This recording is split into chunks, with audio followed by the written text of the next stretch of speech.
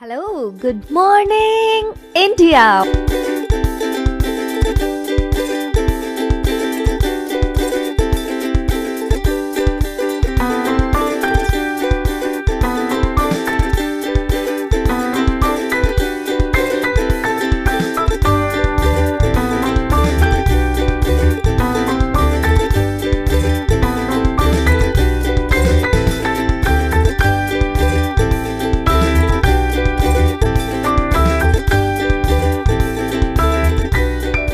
Monday to Friday, back to back classes live from studio. आज ही subscribe करें WiFi study channel को। Hello, good. Hello friends, good evening, welcome to WiFi study. दोस्तों स्वागत करता हूं आप सभी का वाईफाई स्टडी है पार्ट ऑफ अन अकेडमी पर। दोस्तों उम्मीद करूंगा कि आप लोग सब अच्छे होंगे, बेहतरीन होंगे। जैसा आपको पता है अपन बात करने वाले हैं, मैंने आपको कल ही बताया था, इंडियन कंप्लीट हिस्ट्री के बारे में। अपन एंसाइंट इंडिया, मिडाइवल इंडिया और मॉडर्न हिस्ट्री जो है आपका, इसको कवर करने वाले हैं। और मैंने ये कहा था बिल्कुल बेस से लेकर के अपन हाई लेवल तक इसको लेकर चलने वाले हैं। और मैंने आपको ये भी कल ही बता दिया था कि अपन मिडाइवल इंडिया जो है अपना, मध्यकालीन भारत जो है, उसके बारे में सबसे पहले बात करने वाले हैं। तो आपको पता होगा मिडाइवल इंडिया में सबसे पहले आपका दिल्ली सल्तनत, जो दिल्ली सल्तनत जो आता है, उसके बारे में अपने को बात करनी है। लेकिन बिल्कुल good evening all of you, सभी को गुड इवनिंग मेरी तरफ से। अब देखिएगा दोस्तों, मैं अगर बात करूं दिल्ली सल्तनत की बात अगर अपन करेंगे, लेकिन इससे पहले क्या इंडिया के ऊपर अरब इन्वेजन हुए? क्या बिल्कुल होते या नहीं होते? अगर अपन बात करते हैं, मैं ये कह रहा हूं आपको कि पहले क्या अरब आक्रमण हुआ था? बिल्कुल हुआ था। इसके अलावा अगर अपन चर्चा करेंगे दोस्तों, अरब इन्वेजन के अलावा इन्वेड जो हुए वो तुर्क इन्वेड भी यहाँ पर होते हैं। मतलब तुर्क लोगों के द्वारा भी यहाँ पर दोस्तों इन्वेड किया गया था। अगर अर्थात मैं यूँ कहूँ कि साहब तुर्क लोगों के द्वारा भी आक्रमण किया गया था। साथ में आपका ये जो दिल्ली सल्तनत है, ये आपको पता होगा कि ये मुस्लिम एम्पायर जो था यहाँ पर इंडिया में, इसको इस्टेब्लिश किया गया था, आपको पता होगा, कुतुबुद्दीन ऐबक के द्वारा। लेकिन इससे पहले दिल्ली सल्तनत में अपन स्लेव डायनेस्टी के बारे में बात करें, या फिर मैं यूं कहूं कि गुलाम वंश के बारे में अपन बात करें, इससे पहले अपने को ये तो पता होना चाहिए कि इसका फाउंडर कुतुबुद्दीन ऐबक जो है, जो संस्थापक कुतुबुद्दीन ऐबक जो है, वो कौन था, कहाँ से आया? क्या इससे पहले कुतुबुद्दीन ऐबक से पहले कौन यहाँ पर शासक हुआ करता था? किसका स्लेव था ये? किसका गुलाम था? मोहम्मद गोरी ने अटैक कब किया? महमूद गजनवी ने कब किया? भारत के ऊपर पहला इन्वेड मुस्लिम जो आक्रमण जो हुआ वो कब हुआ? किसके द्वारा किया गया? ये बेस भी अपना दोस्तों क्या होना चाहिए? बिल्कुल क्लियर होना चाहिए। तो मैं इस दिल्ली सल्तनत की शुरुआत करने से पहले, ये स्लेव डायनेस्टी या गुलाम वंश शुरू करने से पहले आपको ये बताना चाहूँगा, the first Arab invasion in India, अर्थात भारत के ऊपर प्रथम अरब आक्रमण। फर्स्ट तुर्क इन्वेजन इन इंडिया, भारत के ऊपर प्रथम तुर्क आक्रमण जो हुआ। और देन अपन बात करने वाले हैं जो इसी तुर्क एम्पायर जो इस्टेब्लिश किया गया था अफगानिस्तान वाले रीजन में अलप्तगिन के द्वारा। अब देखिएगा, इसकी शुरुआत करने से पहले अपन अगर बात करेंगे आखिरकार अरब इन्वेजन या अरब आक्रमण जो अपने भारत के ऊपर हुआ, पहला अरब आक्रमण जो हुआ वो क्यों हुआ, क्या कारण रहे इसके पीछे।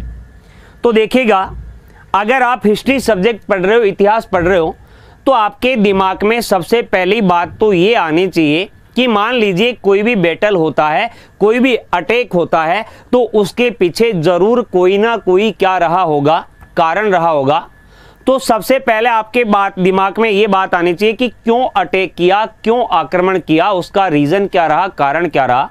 देन आप बात करेंगे उसका रिजल्ट क्या रहा, अर्थात उसका परिणाम क्या रहा।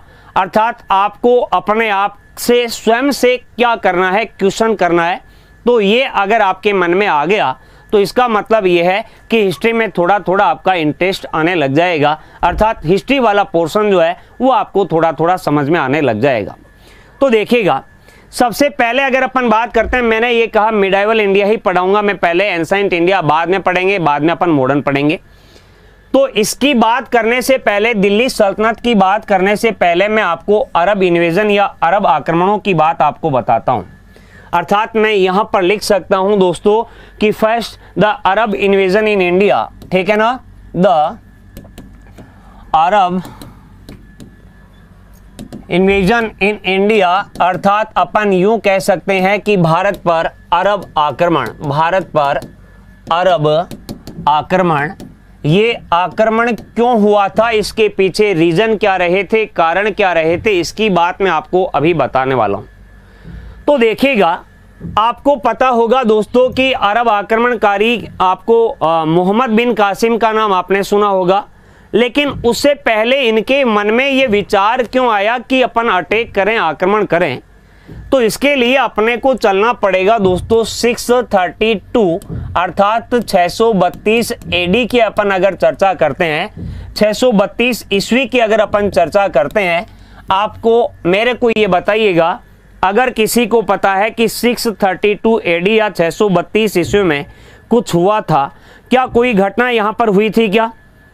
अरब वाले रीजन की बात अपन कर रहे हैं, कौन बताता है? देखिए, सबसे पहले 632 एडी की बात मैं आपसे पूछ रहा हूं दोस्तों कि 632 एडी में यहां पर क्या हुआ था अरब वाले रीजन में? प्रोफेट मोहम्मद की डेथ होती है, अगर आपको पता हो, अर्थात मोहम्मद जो हजरत मोहम्मद जो थे उनका देहांत जो है ये 632 एडी की बात आती है। मैं यहां पर लिख देता हूं, प्रोफेट अगर बात करेंगे अपन, मोहम्मद की बात अपन कर रहे हैं, उनका देहांत हो जाता है। अब जैसे ही प्रोफेट मोहम्मद का देहांत हुआ 632 एडी में, आपको पता होगा कि एक पोस्ट इस्लाम धर्म में बनाई गई, एक पद बनाया गया जिसका नाम आता है दोस्तों क्या? खलीफा। क्या नाम आता है? खलीफा। तो देखिएगा 632 एडी के बाद में अगर अपन आगे बढ़ते हैं, और आप अगर जानते हो दोस्तों तो 636 एडी की अगर बात की जाएगी, 636 एडी की अगर मैं बात करूंगा, आपको पता होगा कि साहब एक पोस्ट, एक पद जो है ये बनाया जाता है और इसका नाम आता है दोस्तों खलीफा। क्या नाम है? खलीफा।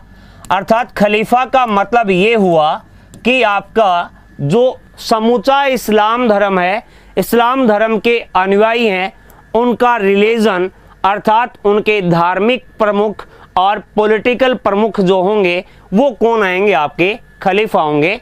और मैं यहाँ पर ये बात आपको बता रहा हूँ कि मोहम्मद साहब के देहांत के बाद में 636 ईस्वी में यहाँ पर एक पद बना दिया गया जिसका नाम आता है खलीफा। और आपका जो फर्स्ट खलीफा आता है उसका नाम आता है, प्रथम खलीफा की अगर अपन बात करते हैं, उनका नाम आता है दोस्तों उमर खलीफा। क्या नाम है? उमर खलीफा।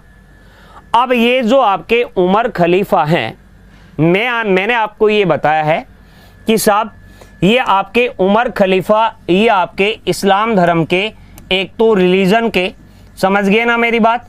रिलीजन अर्थात अपन ये कह सकते हैं कि साहब इनके धार्मिक प्रमुख होंगे, अर्थात इस्लाम धर्म के धार्मिक मेन मुख्य आदमी की अगर बात की जाएगी तो इस समय उमर खलीफा है। दूसरी अगर अपन बात करते हैं पॉलिटिकल, अर्थात अपन यूं कहें कि राजनीतिक प्रमुख भी हैं। क्या है?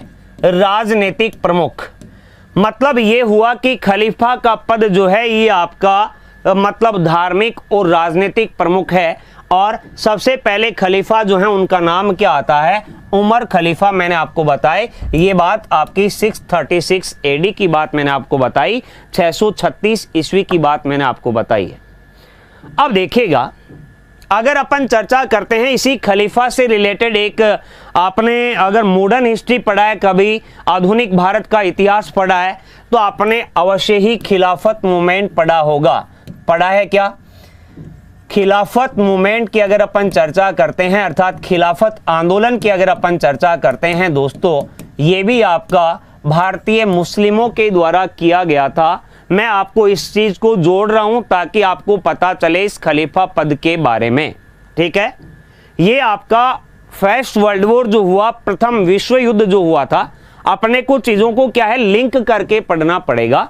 हिस्ट्री में जितनी भी बातें आप लिंक करके पढ़ सकते हो उतना यही ये आपके सब्जेक्ट इजी रहेगा, लर्न करने में इजी रहेगा, याद करने में आपको आसान रहेगा, कोई भी बात आप लोग भूलोगे नहीं।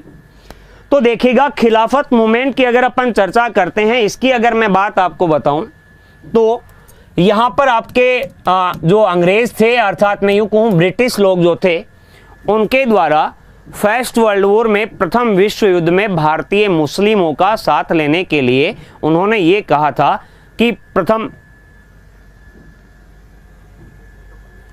मैंने ये कहा था आपको कि भैया प्रथम विश्व युद्ध में भारतीय मुस्लिमों का सहयोग लेने के लिए उन्होंने ये कहा कि हम किसी भी प्रकार का खलीफा के साम्राज्य के साथ में छेड़छाड़ नहीं करेंगे। लेकिन उन्होंने क्या किया, इस फर्स्ट वर्ल्ड वॉर के तुरंत बाद में तुर्की का जो खलीफा था उसके साम्राज्य को समाप्त कर दिया। इसलिए भारतीय मुस्लिम जो थे नाराज हो गए। वो नाराज इसलिए हो गए क्योंकि आपका ये खलीफा जो है, जिसके बारे में अपन अभी चर्चा कर रहे हैं, वो समूचे इस्लाम धर्म के धार्मिक और राजनीतिक प्रमुख हुआ करते थे। यहां तक मामला बिल्कुल क्लियर हो गया होगा। आप इसको ज्यादा से ज्यादा शेयर करेंगे, मामला जब मतलब जनसंख्या जितनी ज्यादा होगी उतनी ही बेहतरीन आपकी क्लास होगी, उतनी ही छोटी छोटी बातें आपकी क्लियर करता मैं चलूंगा। ठीक है, तो देखिएगा, ये मैंने खिलाफत मूवमेंट से आपको ये बताया, इसके बारे में अपन डिटेल से पढ़ने वाले हैं। वैसे खिलाफत मूवमेंट के बारे में जब अपन मॉडर्न हिस्ट्री वाला चैप्टर जब पढ़ेंगे दोस्तों तब। अब देखिएगा, यहीं के बीच में एक छोटी सी बात मैं आपको और बता देता हूं। अपन अगर चर्चा करते हैं, ये आपका धार्मिक प्रमुख भी हैं और आपके राजनीतिक प्रमुख भी हैं। इसका मतलब यह है कि इस्लाम धर्म का क्या करना है, प्रचार प्रसार करना है।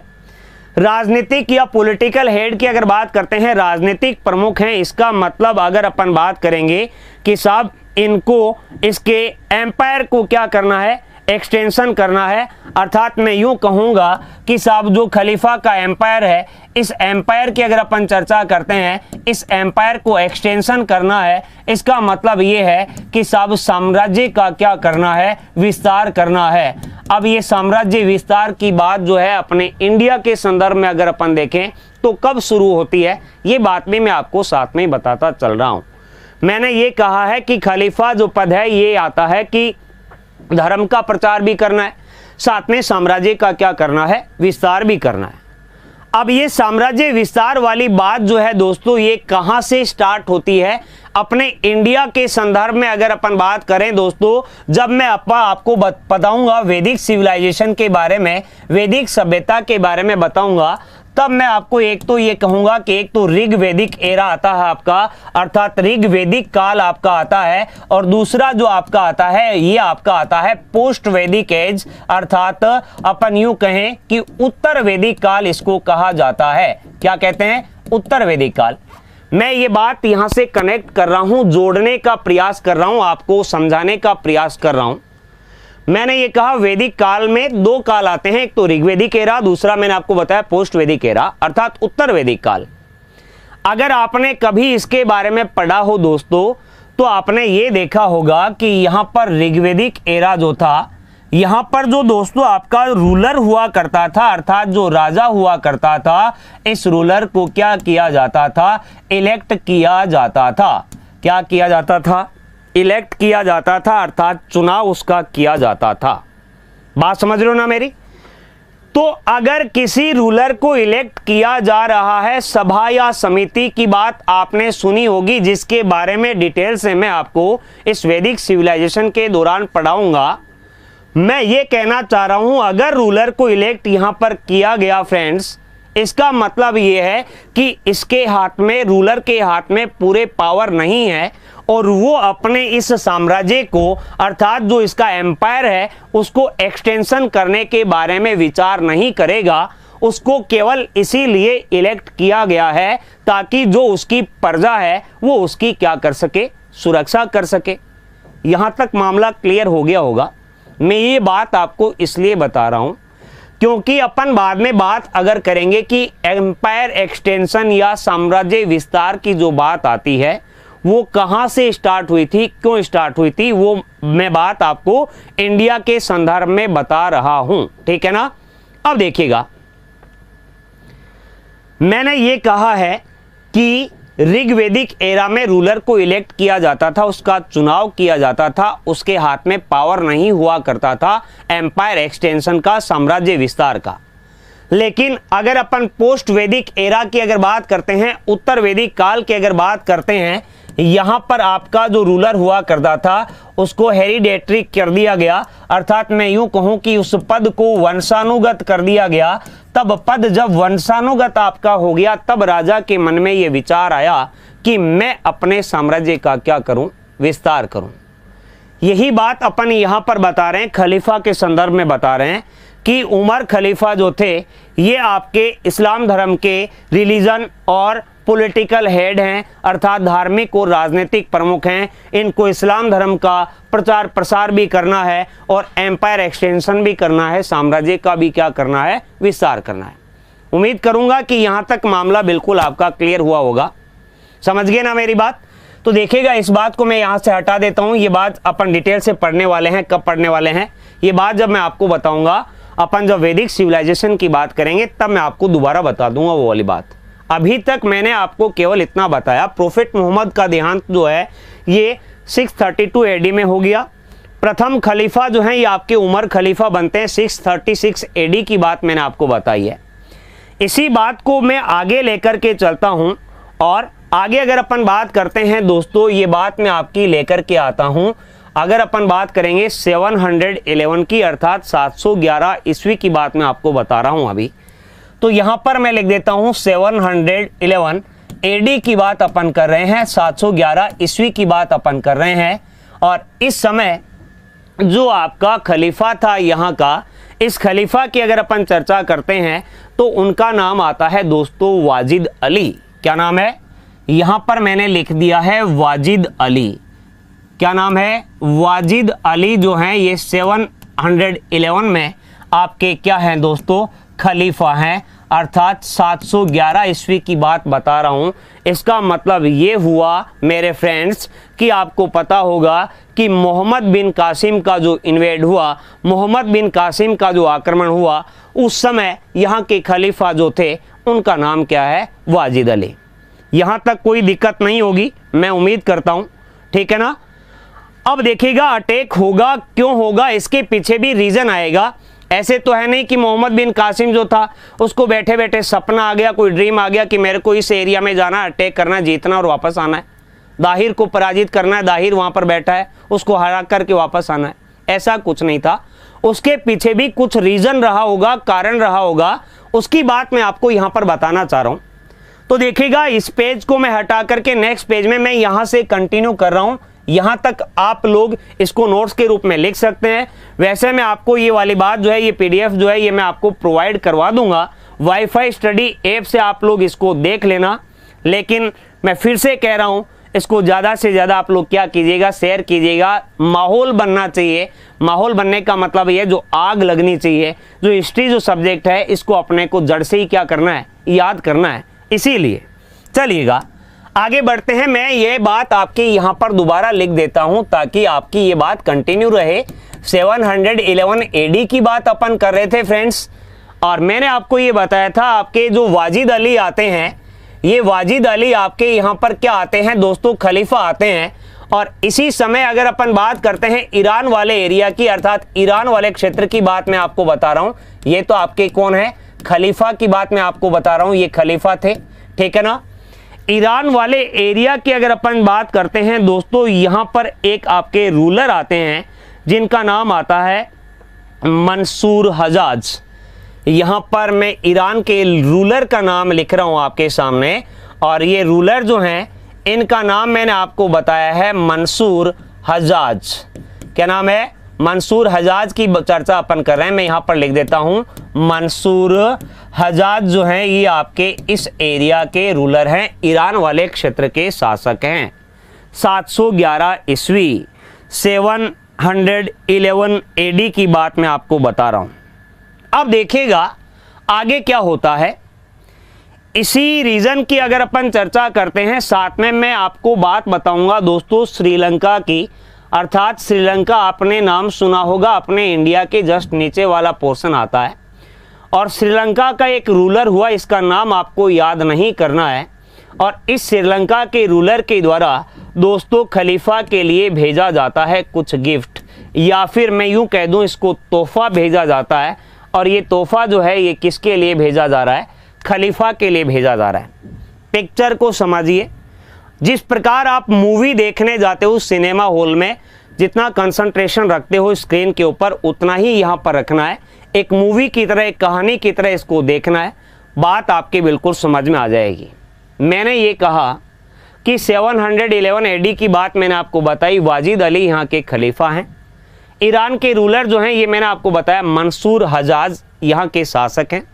और श्रीलंका के रूलर के द्वारा खलीफा के लिए क्या भेजा जा रहा है? गिफ्ट भेजा जा रहा है, कुछ तोहफा यहाँ पर भेजा जा रहा है। ठीक है ना। अब देखिएगा, अगर अपन चर्चा करते हैं तो देखिएगा, मैं ये कह रहा हूं कि साहब जब गिफ्ट यहां पर भिजवाया गया तब आपका एक पोर्ट आता है, आपका एक भैया क्षेत्र आता है जिसका नाम आता है देवल वाला क्षेत्र। और इस देवल की अगर बात करते हैं अपन, यहां पर इस जो गिफ्ट जो था इसको यहां पर लूट लिया जाता है। अर्थात देवल वाले क्षेत्र में, देवल पोर्ट की बात अगर अपन करेंगे, इसको, इस गिफ्ट को क्या किया गया? लूट लिया गया। समझ गए क्या मेरी बात? मैंने ये कहा है कि देवल वाले क्षेत्र में जैसे ये गिफ्ट पहुंचा इसको लूट लिया गया। इस बात का पता किसको चलेगा? मंसूर हजाज को चलेगा। तो क्या मंसूर हजाज जो है, ये देवल वाला रीजन जो है ये आपका आया करता था कंट्रोल में। किसके कंट्रोल में? रूलर जो थे जिनका नाम आता है दाहिर। क्या नाम है? दाहिर के कंट्रोल में आया करते थे। ये मैं आपको एक बार फिर से बता दूं, अपन मतलब जो अरब इन्वेजन हुए, अरब अटैक जो हुए, अरब आक्रमण जो हुए, जो पहला अरब आक्रमण हो रहा है उसके बारे में बता रहा हूं। दिल्ली सल्तनत की बात के पीछे का इतिहास अपने को जानना बहुत जरूरी है कि कब अरब आक्रमण हुआ और कब तुर्क आक्रमण हुआ और कब मुस्लिम आक्रमण हुआ। यही बात अपने को जाननी है, क्योंकि दिल्ली सल्तनत में शुरुआत कर सकता था, कुतुबुद्दीन ऐबक से शुरुआत कर सकता था, लेकिन अपने को पता तो रहना चाहिए ना कि पहला आक्रमण कब होता है, इसका इतिहास क्या था, आक्रमण क्यों किया गया, इसकी बात मैं आपको बता रहा हूं। ठीक है ना। मामला क्लियर हो रहा है क्या? जल्दी से थम्स अप करके बताइएगा मेरे को। अब तक जो मैंने आपको बताया क्लियर है या नहीं? यस या नो? जल्दी से बताइए, देखें, थम्स अप करके बता दीजिए जल्दी से कि मामला सेट हो रहा है या नहीं हो रहा है।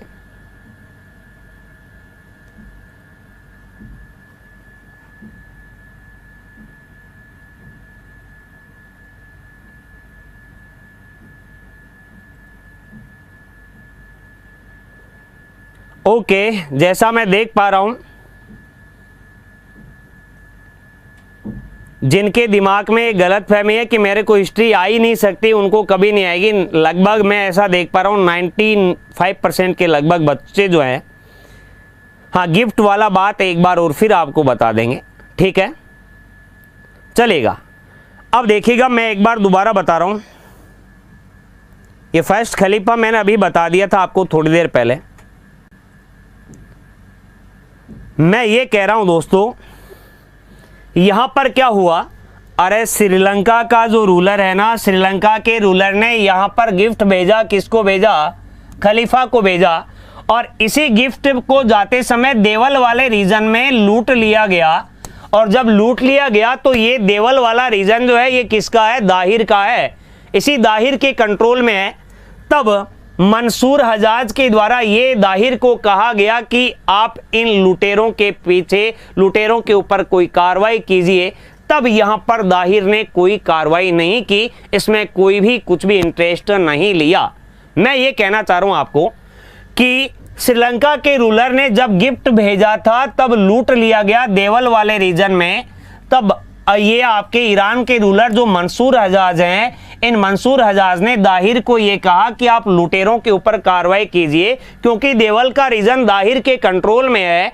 लेकिन दाहिर ने इसमें कोई इंटरेस्ट नहीं दिखाया, इसीलिए यहां पर दोस्तों क्या भेजा जाएगा? अटैक किया जाएगा। और ये अटैक जिसके बारे में अपन चर्चा कर रहे हैं, 712 की बात कर रहा हूं, 712 ईस्वी की बात अपन कर रहे हैं। और 712 ईस्वी में यहां से भारत के ऊपर पहला क्या होगा, अरब आक्रमण होगा, जिसके बारे में मैं आपको बता रहा हूं। एक 17 वर्षीय बच्चे को भेजा गया जिसका नाम था मोहम्मद बिन कासिम। क्या नाम है?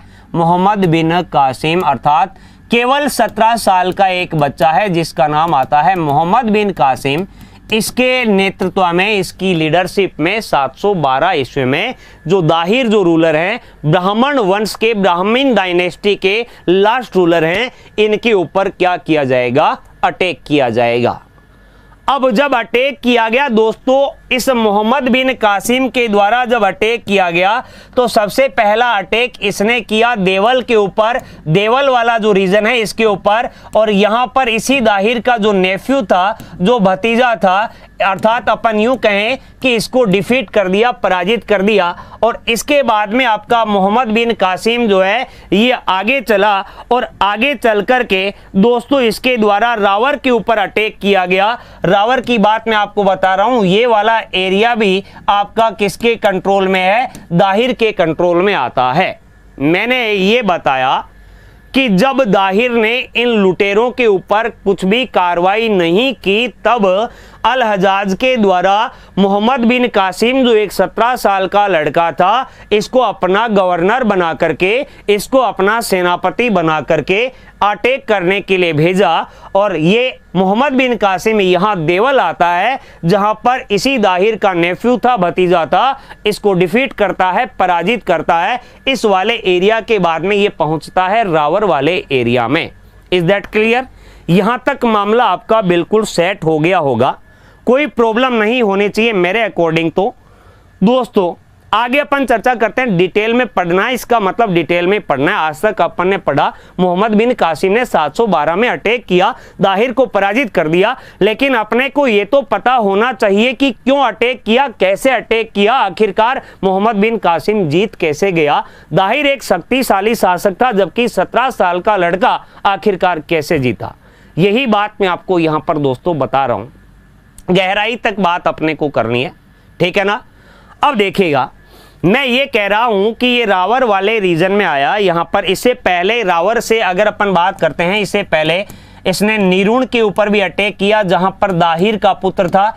ये पहुंच रहा है ब्राह्मण डायनेस्टी के पास, ब्राह्मणवाद के पास में, अर्थात जिसका रूलर जो आपका दाहिर है, इससे पहले इसके द्वारा निरुण के ऊपर अटैक किया जाता है। और निरुण में मैंने यहां पर मेंशन कर दिया है कि दाहिर का पुत्र था, यहां पर देवल में दाहिर का भतीजा था, और यहां पर निरुण में दाहिर का पुत्र भी क्या हुआ, पराजित हुआ। लेकिन दाहिर के कान में अब तक रू नहीं रेंगी है, जू नहीं रेंगी है।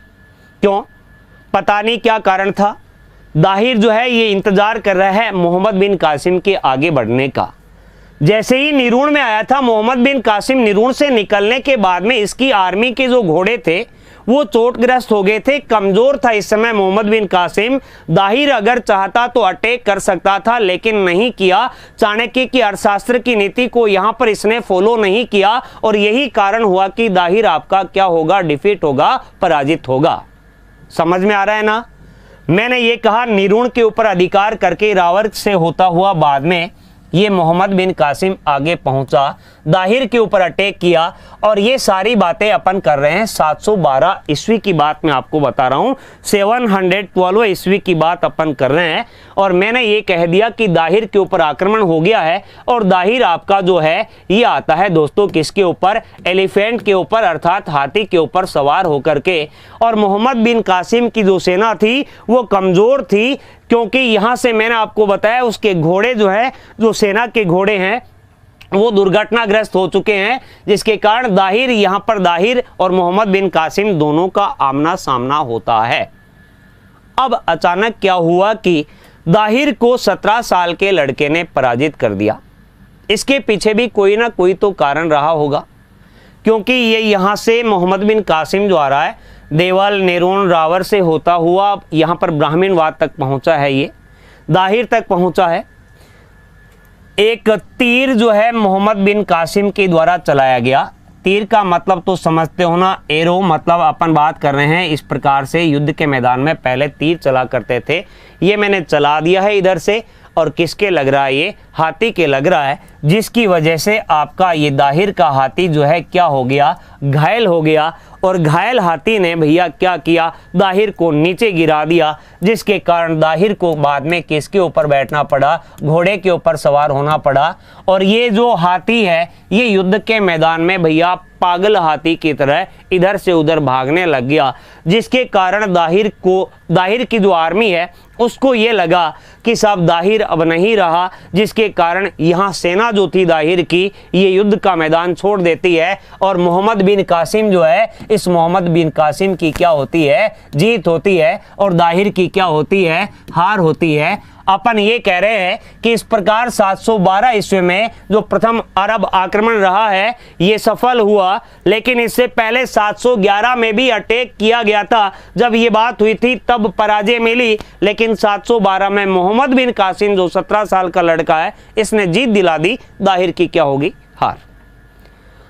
अब यहां से एक क्या बनता है कि अगर अपन बात करेंगे कि दाहिर के दो पुत्रियां थी भैया, क्या थी, दो पुत्रियां। इन पुत्रियों को लेकर के ये आपका मोहम्मद बिन कासिम जो है ये आता है और ये गिफ्ट देना चाहता है, तोहफा देना चाहता है खलीफा को। मैंने ये कहा है आपसे कि आपके राजा दाहिर की जो दो पुत्रियां हैं, इन पुत्रियों को लेकर के मोहम्मद बिन कासिम आया और ये खलीफा को क्या देना चाहता है, उपहार स्वरूप भेंट करना चाहता है। लेकिन दाहिर की जो दोनों पुत्रियां हैं वो दोनों भैया बहुत ही इंटेलिजेंट थी, बहुत ही चतुर थी, बहुत ही चालाक थी।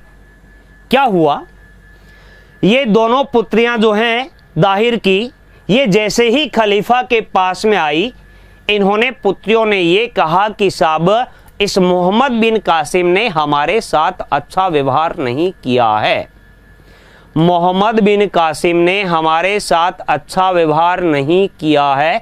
ये बात जैसे ही खलीफा को पता चली, खलीफा आपका क्या हो गया, आग बबूला हो गया, अर्थात दोस्तों गुस्सा हो गया।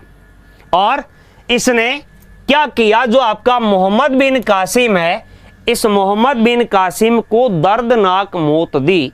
तभी कहा जाता है कि 17 साल के लड़के ने दाहिर को पराजित कर दिया था, बैटल में डिफीट कर दिया था, लेकिन उसके बावजूद भी उसको इतना दर्दनाक मौत क्यों दिया गया, ये रीजन ये रहा कि पुत्रियां गई और ये कही, ये यहां पर ये कह रही हैं कि हमारे साथ अच्छा व्यवहार नहीं किया। तब एक ऑक्स या बैल को बुलाया गया, उसकी पूरी चमड़ी को उधड़वाया गया और बाद में उसका जो मांस था उसके अंदर मुंह डाल करके मोहम्मद बिन कासिम की दम घोट करके क्या कर दी गई, हत्या कर दी गई। तब इन पुत्रियों ने ये कहा कि हमने तो ये क्या बोला था, झूठ बोला था, ऐसा तो कुछ भी नहीं हुआ था।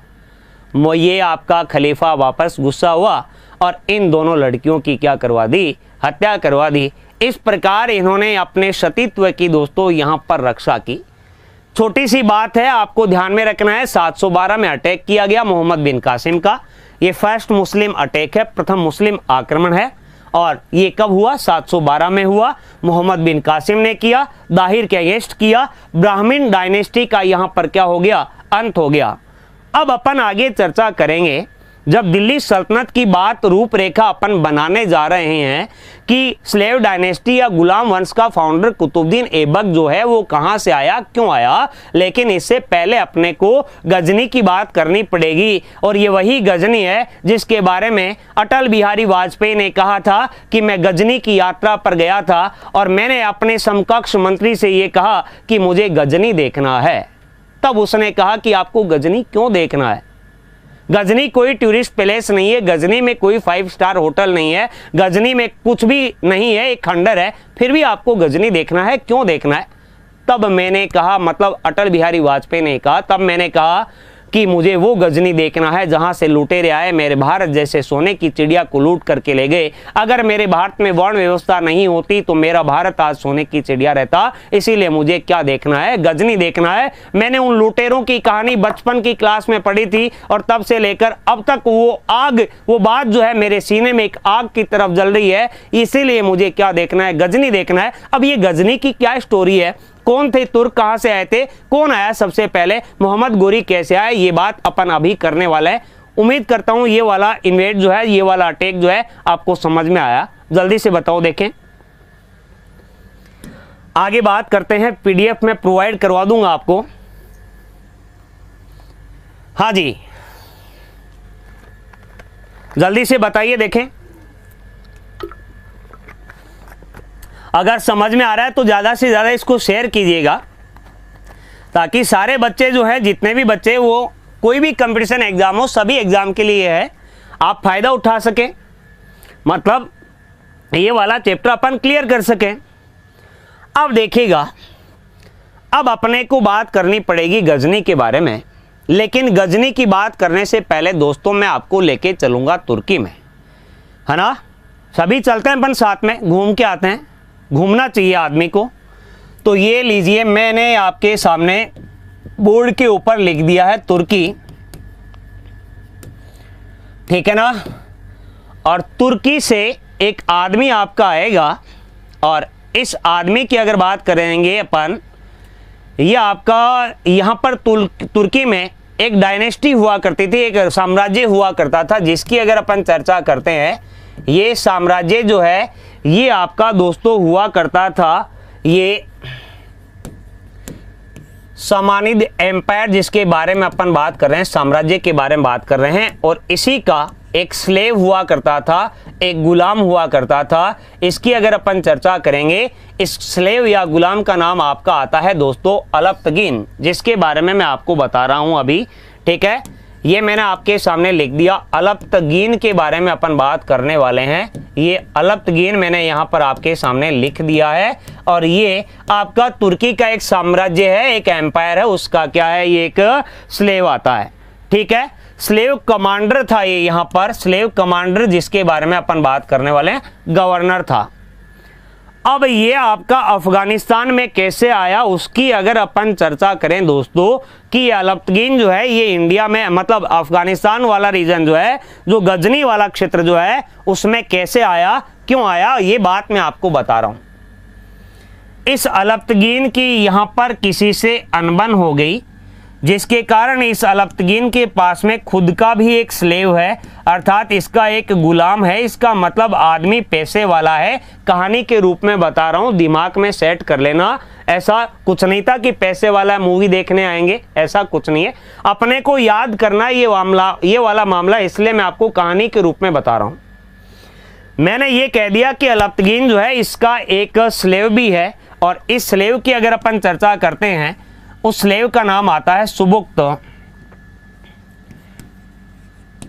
सुबुक्तगीन, अर्थात मैं यहां पर लिख देता हूं, आपका ये आ गया सुबुक्तगीन।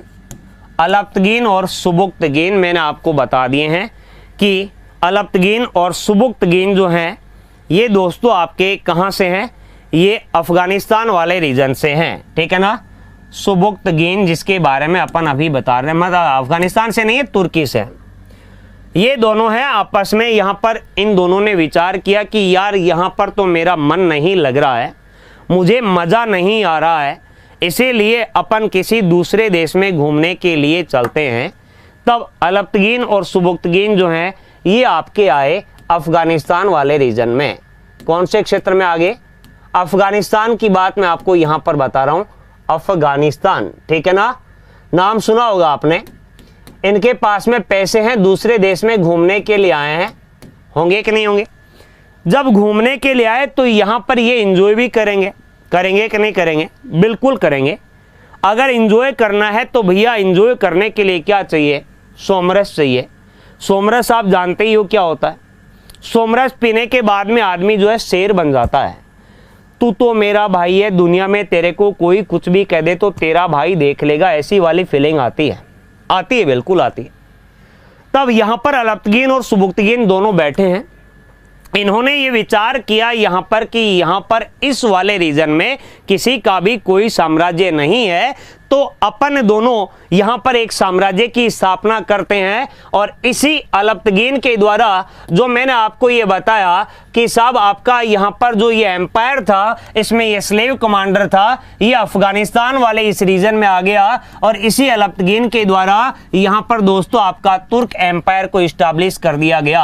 अर्थात मैंने ये कहा कि तुर्की साम्राज्य की इसके द्वारा स्थापना कर दी गई। इस प्रकार मैं ये कह रहा हूं कि अफगानिस्तान के रीजन में तुर्की साम्राज्य का जो संस्थापक आपका है दोस्तों, उसका नाम क्या आएगा? अलप्तगीन। यहां पर हिंदी में भी लिख देता हूं मैं, अलप्तगीन।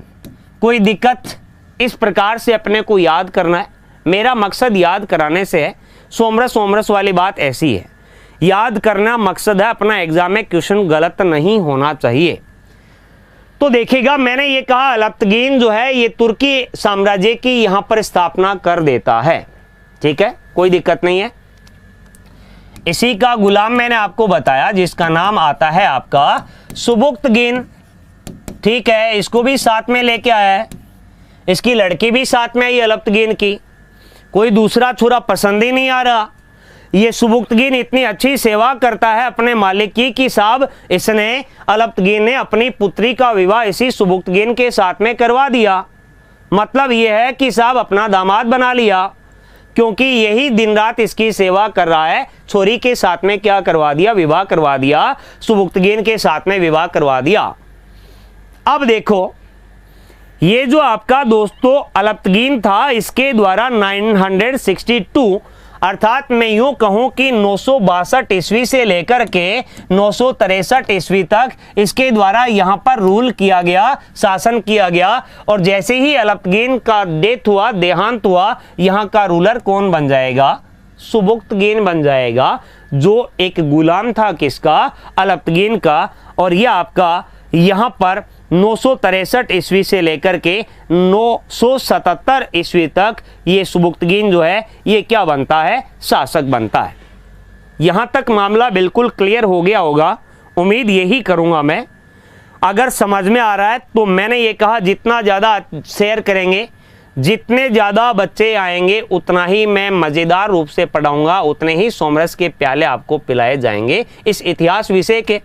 एक साथ तो पिला नहीं सकता, एक साथ पिलाने से आपको पता है गड़बड़ हो जाता है, धीरे धीरे पिएंगे, अमृत का प्याला है। अब देखिएगा, नेक्स्ट पेज ले लेता हूं मैंने यहां पर यह बताया बेसिकली रूप से तुर्की का था अलप्तगीन, जिसके द्वारा अफगानिस्तान वाले रीजन में तुर्क एम्पायर को इस्टेब्लिश किया गया, तुर्की साम्राज्य की स्थापना की गई। और उसी का स्लेव जो है उसका नाम आपका क्या आ गया? सुबुक्तगीन आ गया। तो यहां पर बोर्ड पर मैं लिख देता हूं आपका कौन आ गया है अभी? सुबुक्तगीन। क्या नाम है? सुबुक्तगीन की अगर अपन चर्चा करते हैं तो दोस्तों मैंने ये कहा कि ये गुलाम था, लेकिन अब क्या बन गया है? सुबुक्तगीन, जिसके बारे में अपन चर्चा भी करने वाले हैं। ये सुबुक्तगीन, ठीक है, ये छोरो पापा है किसका? आपके महमूद ऑफ गजनवी, मोहम्मद ऑफ गजनवी जो था, महमूद गजनवी था, उसका पापा लगता है ये सुबुक्तगीन, उसका पिता लगता है, उसका फादर है ये सुबुक्तगीन जो है। इसी समय अगर अपन बात करते हैं अपने कश्मीर वाले रीजन में और इंडस रिवर वाले रीजन की अगर बात करेंगे, इस सिंधु वाले क्षेत्र में एक रूलर हुआ करते थे, एक शासक हुआ करते थे, जिनका नाम आता है जयपाल। क्या नाम है? जयपाल। जयपाला लिख देता हूं मैं, या फिर जयपाल। सिंधु घाटी क्षेत्र की बात कर रहा हूं मैं, सिंधु इंडस रिवर उसके क्षेत्र की बात अपन कर रहे हैं। यहाँ के एक रूलर हैं जिनका नाम है जयपाल। और ये सुबुक्तगीन जो है ये अपने एम्पायर को एक्सटेंशन करना चाहता है, अपने साम्राज्य का विस्तार करना चाहता है। क्योंकि अगर अपन कहें, देखें मैंने ये कहा पोस्ट वैदिक एज और आपका ऋग्वैदिक एज, क्या फर्क था? ऋग्वैदिक एज में रूलर को इलेक्ट किया जाता था, उसका चुनाव किया जाता था दोस्तों, तब उसके हाथ में पावर नहीं हुआ करता था, उसके पास में शक्ति नहीं हुआ करती थी, वो केवल अपनी प्रजा की रक्षा किया करता था। जबकि अपन ये कह रहे थे पोस्ट वैदिक एज अर्थात उत्तर वैदिक काल में दोस्तों, यहां पर मैंने कहा हेरिडिटी मतलब वंशानुगत कर दिया गया था, रूलर का पोस्ट, राजा की जो गद्दी है वो वंशानुगत हो गई थी, जिसके कारण राजा के पास में क्या आ गई, शक्ति आ गई। और जब तक पावर आपके पास में नहीं रहेगी तब तक आप अपने एम्पायर को एक्सटेंशन करने का विचार नहीं करेंगे, अपने साम्राज्य का विस्तार करने का विचार नहीं करेंगे। यहां पर सुबुक्तगीन जो है ये रूलर है तुर्की साम्राज्य का, तो ये सोच रहा है क्यों ना मैं अपने साम्राज्य का विस्तार करूं। तो इसीलिए इसके द्वारा, सुबुक्तगीन के द्वारा 977 की अगर अपन चर्चा करते हैं, 977-78 ईस्वी की अगर बात करते हैं, इस जयपाल के ऊपर क्या कर दिया गया, अटैक कर दिया गया, अर्थात मैं यूं कहूं दोस्तों आक्रमण कर दिया गया। समझ में आई मेरी बात? ठीक है ना? तो देखिएगा, मैं ये कह रहा हूं कि साहब यहां पर जयपाल के ऊपर अटैक किया गया है इस सुबुक्तगीन के द्वारा, और यहां पर जयपाल जो है दोस्तों ये डिफीट होता है, पराजित होता है।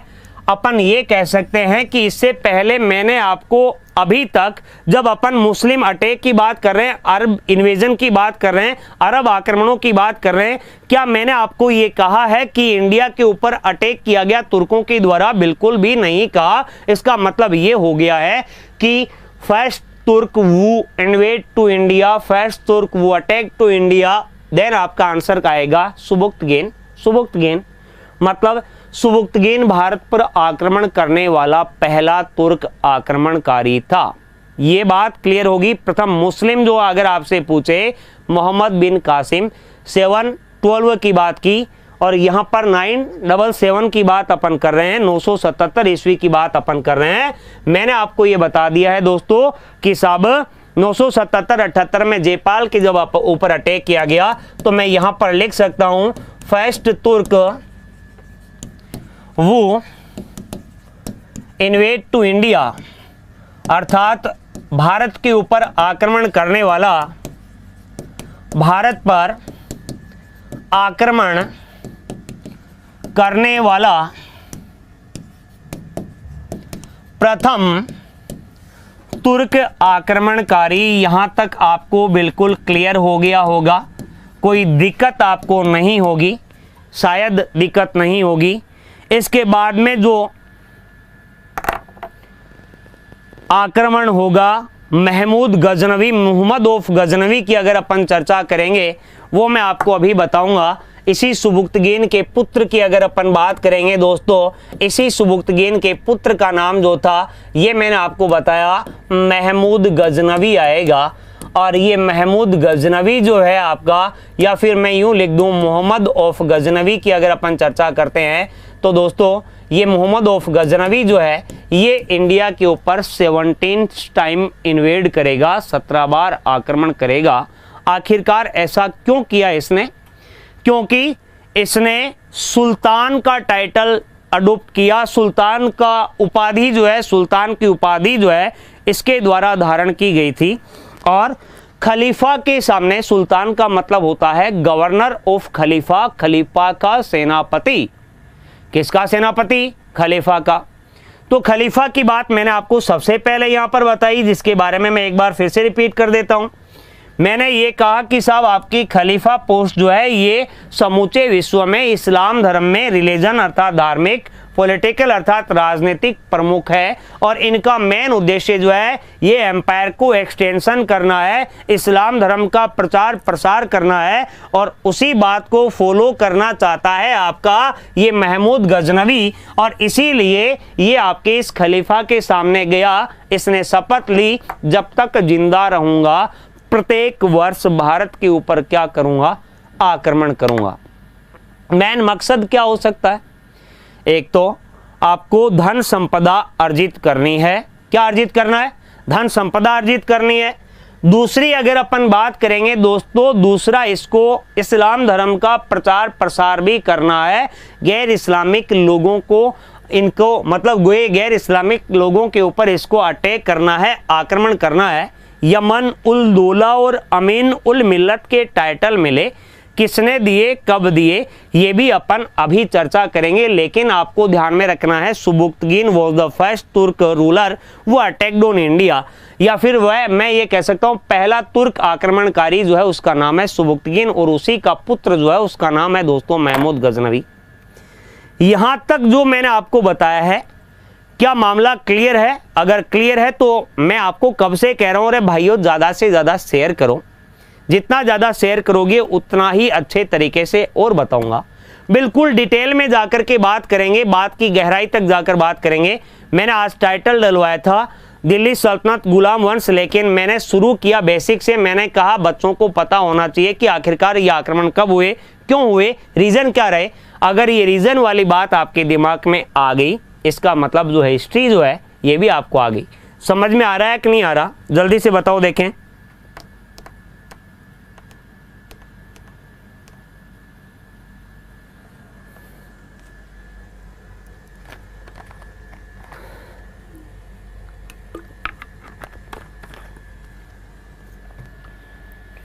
तो दोस्तों बात ऐसी है, ये अटैक जो होंगे महमूद ऑफ गजनवी के, ये अपन 17 अटैक इसके द्वारा किए गए, 17 आक्रमण इसके द्वारा किए गए। इसका मतलब ये है कि आज अपन ये आक्रमण नहीं कर सकते हैं। नेक्स्ट अपनी क्लास जो रहेगी उसी क्लास में मैं आपको ये अटैक भी करवाऊंगा। गौर एम्पायर की बात करेंगे, जहां पर मोहम्मद बिन शाम, मोहम्मद गोरी, शहाबुद्दीन गोरी और गयासुद्दीन गोरी, उनके द्वारा गौर एम्पायर को इस्टेब्लिश किया गया अफगानिस्तान रीजन में। उस गोरी ने अटैक किया और आपका 1192 सेकेंड बैटल ऑफ तराइन, जिसमें इसने मोहम्मद गोरी ने डिफीट किया अजमेर के रूलर जिनका नाम आता है पृथ्वीराज चौहान थर्ड।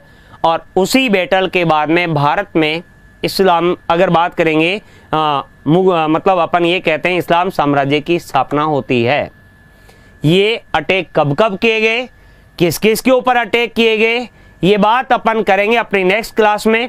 लेकिन मैं आपको अभी एक बार फिर से कह रहा हूँ कि आप क्लास को ज़्यादा से ज़्यादा शेयर कीजिएगा। जितने ज़्यादा बच्चे आएंगे उतने ही बेहतरीन तरीके से 0 to हाई लेवल में आपको पढ़ाने वाला हूँ। अपन पूरा मिडाइवल पढ़ेंगे, देन अपन एंसाइंट इंडिया प्राचीन भारत पढ़ेंगे, देन अपन मॉडर्न हिस्ट्री पढ़ेंगे। कोई भी आपको दिक्कत नहीं आएगी। PDF में आपको प्रोवाइड करवा दूंगा। वाईफाई स्टडी का जो आपका ऐप है वहाँ से आप इस PDF को डाउनलोड कर सकते हो। और दूसरी बात, एक टॉपिक जैसे ही ख़त्म होगा आपका एक क्विज में मैं आपको वाईफाई स्टडी ऐप पे करवाऊँगा। वहाँ पर आपको क्विज अटेम्प्ट करना है और उसमें कुछ प्रश्न ऐसे होंगे जिनकी बात अपन यहाँ पर नहीं करेंगे, ताकि क्वेश्चंस के बहाने अपन वो बात कर सकें। तो उम्मीद करता हूँ कि आज के इस सेशन को आपने एंजॉय किया होगा। इतने बच्चे देख रहे हो, सबके जितने भी बच्चों के समझ में आ रहा है सबके एक एक लाइक यहाँ पर आने चाहिए। लाइक का मतलब ये है कि आपके दिमाग में मेरी बात जो मैंने बोली है वो सेट हुई है।